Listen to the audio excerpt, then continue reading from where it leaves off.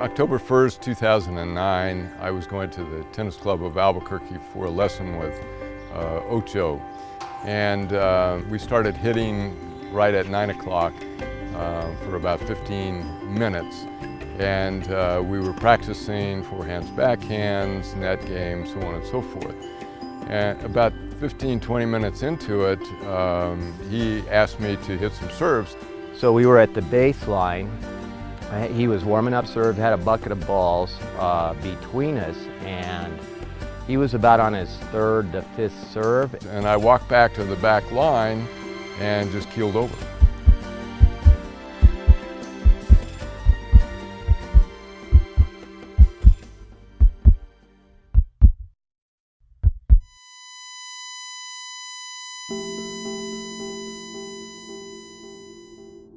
I didn't know what to do, so I ran into the pro shop and had them call 911. I looked over and I saw Van laying on his back in the pros court and some people gathered around. So I asked anybody, we were playing in a foursome, I asked anybody there if they were a doctor, and no, there wasn't. So I ran over and I checked his, got straddle of him, I checked his airway and checked his, tried to get a heartbeat, and I could barely hear a heartbeat. His nose was turning blue, his lips were turning blue, and his ears were turning blue on the edges. So I started compression, and as I continued with that, I saw his lips starting to take color, his nose and his ears.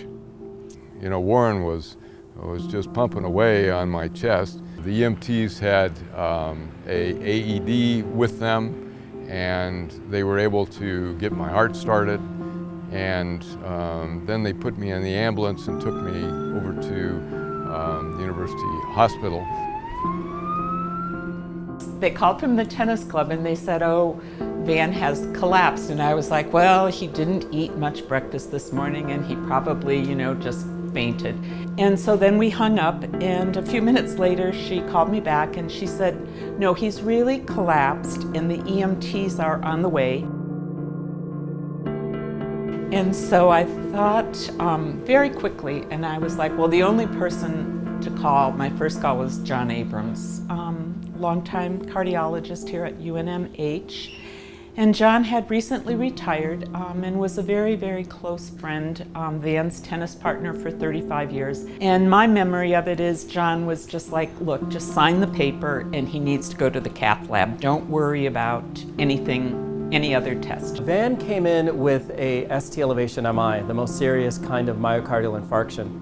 He had an abnormal electrical heart rhythm which caused his heart to stop, and that was a result of a 99% blockage of his artery that goes to the side of his heart. When he came to us, he was already resuscitated at the tennis court. So his heart was beating, but it clearly needed more evaluation and treatment by our catheterization lab. We performed 2 procedures during that hospitalization. He came in and had a tight stenosis of a branch off the left artery, and a few days later we also put a second stent in another artery.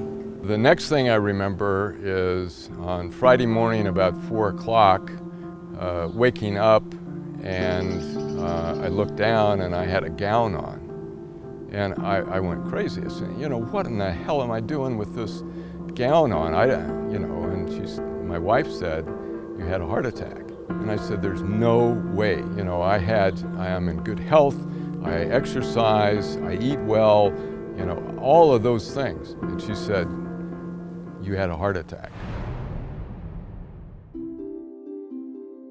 The amazing thing about Van's story is that he had a perfect chain of care, from the tennis court to resuscitation and CPR to defibrillation, which is electrical shock to bring his heart back to normal rhythm out in the field, and then immediate care here at the University of New Mexico to open his artery.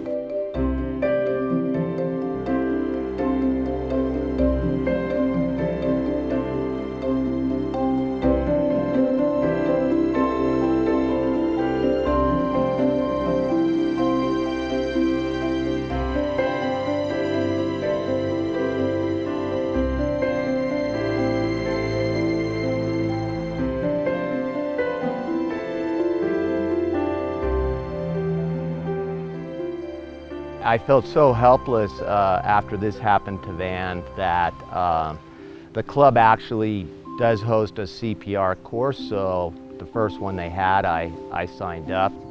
CPR is extremely important.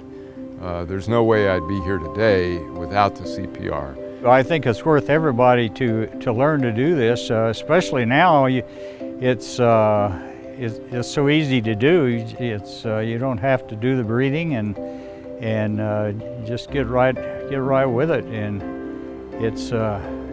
I'm sure it saves many lives.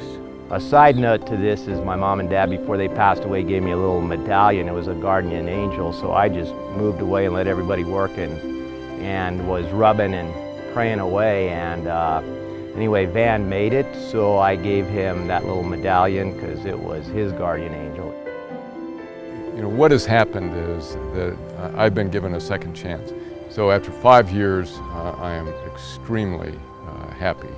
And I know there's something out there that I'm supposed to do, so I'm looking for that every day.